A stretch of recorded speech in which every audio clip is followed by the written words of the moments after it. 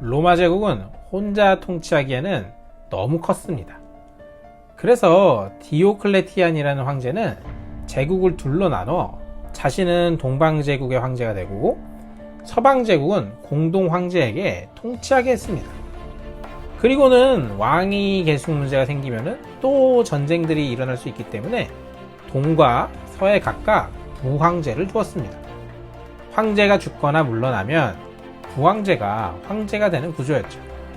이렇게 로마는 서방제국과 동방제국으로 4명의 황제가 통치하는 구조로 나뉘게 됩니다. 그런데 동방제국의 부황제 디오클레티안의 후계자는 갈레리우스라는 사람이었습니다.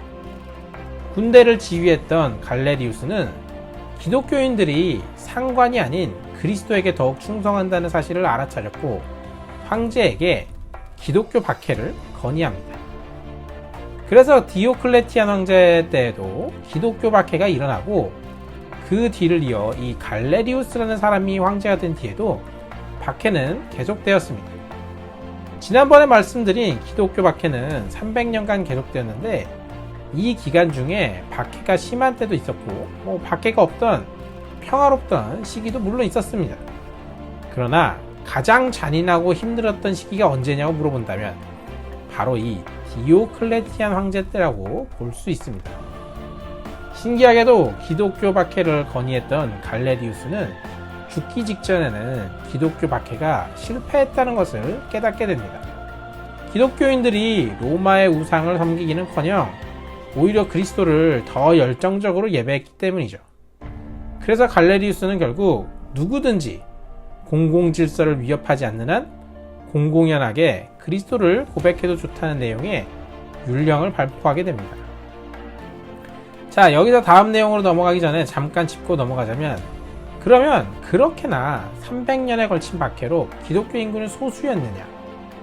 박해로 인해 부흥했다고 하던데 그럼 도대체 얼마나 부흥한 거냐? 그야말로 로마 전역에 아주 넘치게 퍼져 있을 정도로 이미 부흥해 있었습니다. 그야말로 황제도 무시할 수 없을 정도의 어마어마한 인구를 자랑하게 된 상태였죠.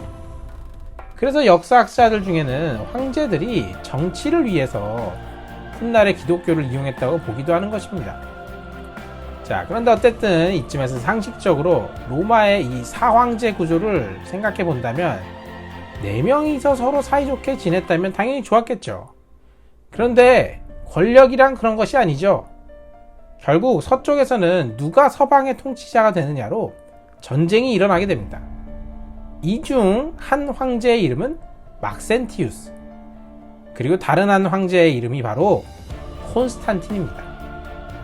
기독교 역사에서 어마어마한 한 획을 긋게 되는 황제 콘스탄틴이 이때 등장하게 됩니다. 여기서 콘스탄틴의 평가가 매우 극단적으로 둘로 나뉜다는 사실을 알면 이제부터 보게 되는 역사가 더 재밌어집니다. 누군가는 콘스탄틴 황제를 하나님이 사랑하는 황제, 감독들 중에 감독, 심지어 13번째 사도로까지 평가합니다.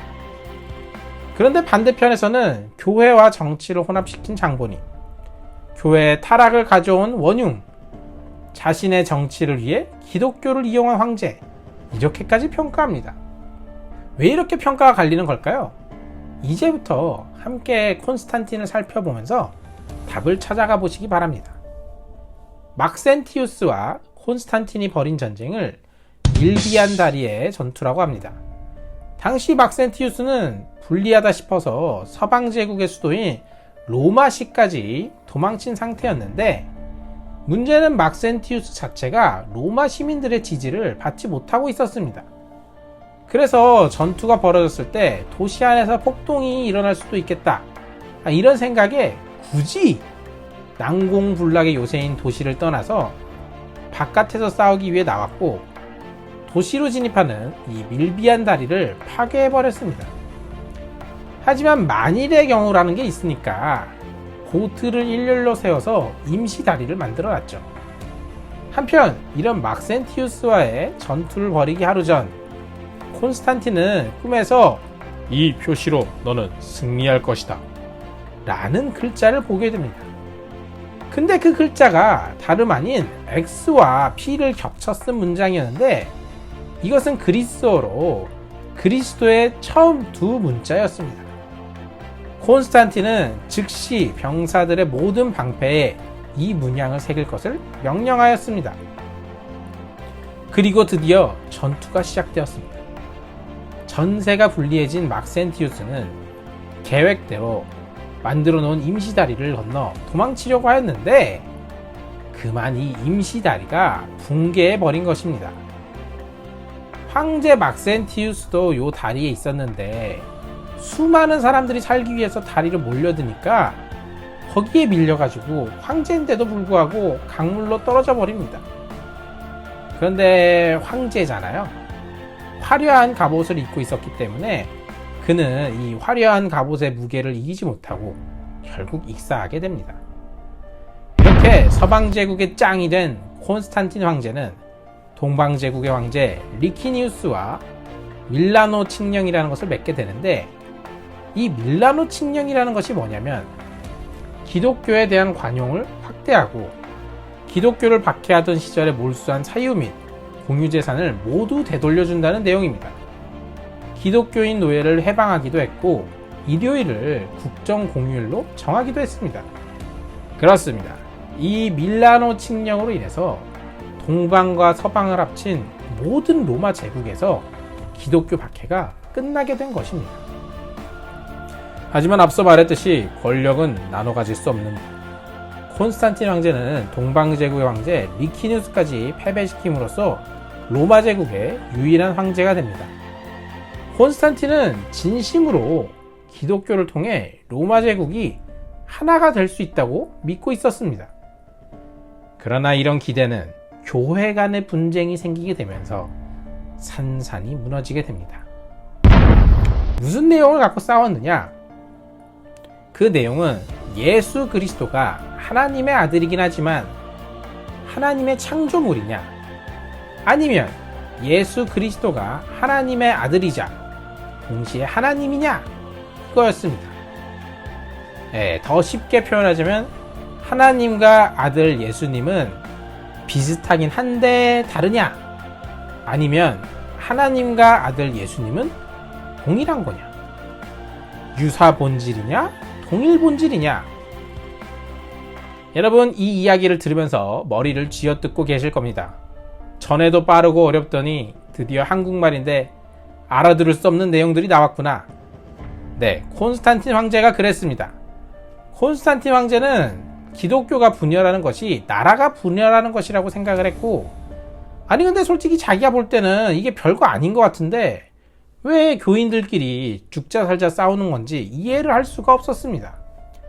그런 것보다는 나라의 평화가 더 중요했죠. 저기 멀리서 신학교 교수님들이 알 수 없는 용어들을 사용하면서 싸우고 있는데 평범한 성도 입장에서는 그냥 하나님도 사랑하고 예수님도 사랑하는 사람들이 왜 저렇게 싸우고 있느냐 싶은 거죠. 이 말다툼의 시작은 이집트 알렉산드리아라는 지역의 장로였던 아리우스라는 사람으로부터 시작되게 됩니다. 아리우스는 앞서 논란이 된 내용 중에 예수님은 완전한 하나님은 아니고 하나님의 첫 번째 피조물이다, 이렇게 주장했죠. 그런데 물론 이게 그냥 싸우나 보다 하는 그런 문제는 아니었어요. 왜냐하면 동방교회 쪽에서는 아리우스파를 믿는 자들이 평범한 기독교인 수를 위협할 정도로 폭발적으로 늘어나고 있었기 때문입니다. 그래서 콘스탄틴 황제는 모든 감독들을 니케아라는 곳에서 모으게 됩니다. 자, 콘스탄틴의 평가가 복잡한 이유가 이런 점에 있는데, 콘스탄틴은 밀비안 다리의 전투 이후에 사실은 이렇다 할 만한 신앙교육을 받지를 않았습니다. 일반적으로 우리도 기독교인이 되었다고 하면 새신자 교육도 받고 제자훈련도 받고 성경대학도 듣고 좋아요와 구독도 누르고, 그런데 콘스탄틴은 딱히 그런 교육을 받지 않고 자신을 스스로 사도라고 하거나 감독 중에 감독이라는 식으로 말합니다. 그래서 이 황제가 언제 세례를 받았냐? 죽기 직전에 세례를 받았습니다. 물론 여러 역사적 자료들을 살펴본다면 콘스탄틴이 밀비안 다리의 전투를 그리스도의 힘으로 이겼다고 믿는 것도 맞는 것 같고, 이후의 정치도 분명하게 기독교를 위한 방향으로 하긴 합니다. 그러나 한편으로 이렇게 교회에 분란이 생겼을 때 직접적으로 개입해서 니케아의 모든 감독들을 모으는 것과 같이 교회의 문제에 적극적으로 개입하는 모습도 보이게 됩니다. 그래서 콘스탄틴의 평가가 참 어렵긴 합니다. 어쨌든 니케아에서 모인 회의에서 아들은 창조되신 분이 아니라 아버지와 아들은 동일하시다는 내용의 니케아 신경이 발표되게 됩니다. 사도신경과 비슷한 내용이라고 보시면 돼요. 한편 콘스탄틴은 동방제국 쪽 비잔티움에 새로운 로마의 수도를 건설하고 싶어 했습니다. 그래서 로마의 수도를 옮기게 되는데, 이 때문에 동방의 교회는 황제에게 속하게 되고 남겨진 서방 교회에서는 교황제도가 성장하게 되는 식으로 두 교회가 갈등을 빚게 되는 원인이 되기도 합니다. 이 내용은 다음 시간 중세 내용 때 좀 더 자세히 다루게 될 것 같네요. 어쨌든 이제 기독교는 더 이상 박해받는 종교가 아니라 국가의 지원을 받는 종교가 됩니다. 그래서 감독들의 권위가 점점 더 강해질 수 있어서 교회 재산을 마음대로 처리할 수 있었고, 세상에서 일어나는 재판에까지 권한을 행사할 정도의 힘을 갖게 됩니다. 콘스탄틴이 죽은 뒤 그의 아들들도 기독교를 적극적으로 도왔는데, 적극적으로 돕다 못해 이방 종교들의 뿌리를 뽑아버리려는 방향으로 국가의 종교 정책이 진행되었죠. 그야말로 박해받는 종교에서 이제는 박해하는 종교가 되었습니다. 이렇게 몇 대에 걸쳐 로마 황제들의 지원을 받자 기독교는 더욱 크게 확장해 나갔죠. 다만 앞서 설명해드린 것처럼 과연 이것이 좋은 일이었는지는 정말 설명하기 어려운 것 같습니다. 복음이 전파된다는 점에서는 당연히 좋죠. 그러나 이제는 기독교인이 된다는 것이 부와 권력을 질 수 있는 길이라는 의미이기 때문에 이런 정치적, 금전적인 이유로 기독교인이 되는 경우가 많아졌기 때문입니다. 그래서 이때 기독교와 국가 정치가 뒤섞여가는 것에 반대하고 금욕적인 삶을 살고자 했던 사람들이 있었고, 이 사람들이 모여 사막에서 수도원주의를 만들게 됩니다. 세상으로부터 벗어나 공동체 생활을 하며 수도원과 수녀원이 설립이 되었죠. 기존의 교회에서도 이런 움직임을 나쁘게 보지는 않았기 때문에 이런 수도원들은 교회 내의 기관으로서 자리를 잡게 됩니다. 자, 우리는 아직 두 가지 공의회를 더 살펴볼 필요가 있는데, 하나는 콘스탄티노플 공의회고 다른 하나는 칼케돈 공의회입니다. 앞서 콘스탄틴 황제가 니케아에서 모아 만든 니케아 신조로 모든 것이 잘 해결될 것처럼 보였지만 사실 상황은 별로 나아진 것이 없었습니다. 그냥 황제의 권력이 개입해서 강제로 정한 그런 성격이 있었기 때문이죠. 그래서 여전히 니케아 신조가 맞다는 내용과 틀렸다면서 반대하는 사람들이 남아 있었습니다. 어쩔 수 없죠. 다시 모이자고 합니다. 이렇게 해서 다시 모이게 되어 회의하게 된 것이 콘스탄티노플 공의회입니다. 어쨌든 다시 모여 이런저런 이야기를 계속하다 보니까 서로를 조금씩 더 이해하게 됩니다. 그리고 여기서 다시 한번 아리우스의 예수님이 하나님의 창조물이라는 사상을 거부하고 더욱 발전해서 성부와 성자와 성령의 신성은 동등하다라는 내용이 정해지게 됩니다. 그렇죠. 이렇게 삼위일체에 대한 문제가 해결된 것이 콘스탄티노플 공의회입니다.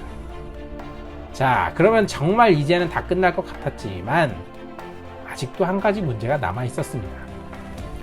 예수님이 하나님이라면 예수님은 그래서 인간이라는 것일까? 하나님이라는 것일까? 그것도 아니면 두 가지가 섞여 있는 것일까? 네, 다시 말싸움이 시작됩니다. 그런데 이쯤에서 잠깐 역사적으로 중요한 일이 하나 더 있으니 간단히 짚고 넘어가죠.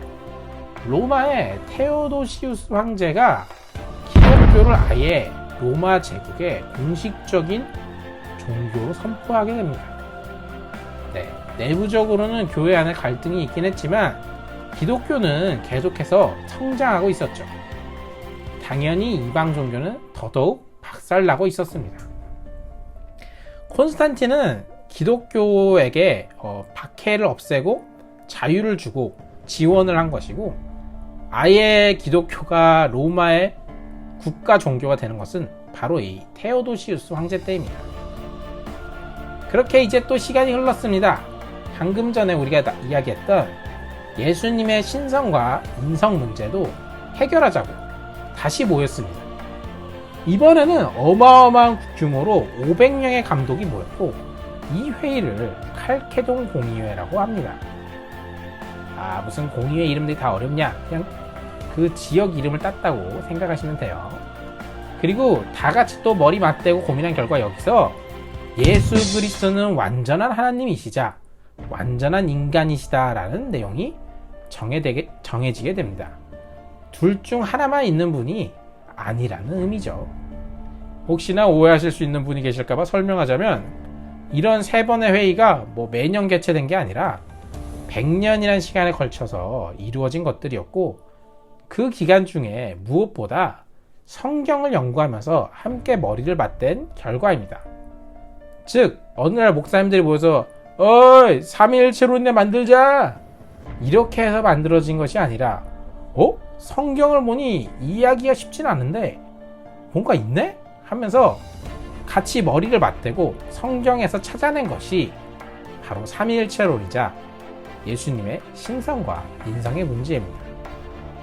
그럼에도 시간은 흐르는 법이고, 이런 수많은 말싸움의 시대를 또 거쳐 5세기 말이 되자 이제는 로마 제국 인구의 대부분이 기독교인이 되었고, 오히려 유대교나 이방 종교를 믿는 사람들이 소수가 될 정도였고, 로마를 넘어서 기독교는 계속해서 전 세계로 전파되어 갔습니다. 어떠셨나요? 오늘은 재밌으면서도 어려우셨을 것 같습니다. 역사가 굉장히 복잡하게 얽혀 있어 예를 들어 콘스탄틴이나 황제 한 명을 평가하기에도 참 쉽지 않은 부분들이 있었습니다. 하지만 이 또한 역사의 묘미이기도 하죠. 그리고 오늘날의 바른 신앙, 삼위일체를 가져오기 위해 얼마나 많은 고통의 시간들이 있었는지도 볼 수 있었습니다.